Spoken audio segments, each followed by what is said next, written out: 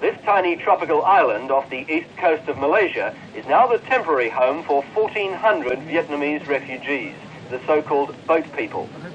Some have been on the island for a year, waiting to be processed for acceptance by a third country, perhaps Australia. But now their patience is running out. They know that some of their compatriots have jumped the queue and cut through the red tape by sailing directly to Australia.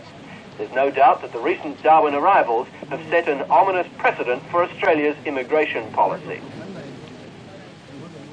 The boat people now believe that Australia is their best chance of a permanent new home.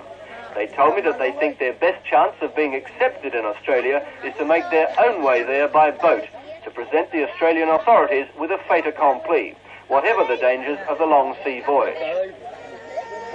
Conditions at the camp are far better than many I've visited in Thailand. There are 3 doctors among the refugees, and food and medicine from the United Nations and other relief agencies is handled by Malaysia's Red Cross, the Red Crescent.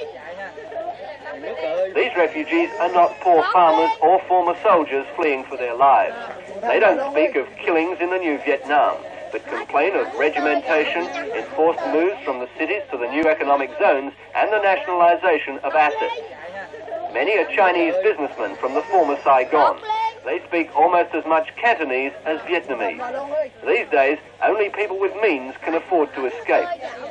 Nguyen Quang Chong and Nguyen Van Tay are the leaders of the group. There are now something like 1,400 people here on this island off the Malaysian coast. What is their feeling? How do they feel in their hearts about the future? Most of them would like very much to be resettled in a third country. And since they are too crowded in here, the conditions in here are quite precarious for them, so they would like very much to go. And they know that this is the main responsibility of the U.S. to accept them. As a matter of fact, the American teams have come here and worked with us in order to process the people to go. But nevertheless, there are so many people who have waited so long that they become frustrated and they would like to go by their own means. And when they intend to go to Australia. Is there a feeling amongst refugees that if you arrive in Australia at Darwin, that is your best chance of a permanent new home? Yes, it is. They think there is a bad chance for them to be accepted in Australia if they go there by boat.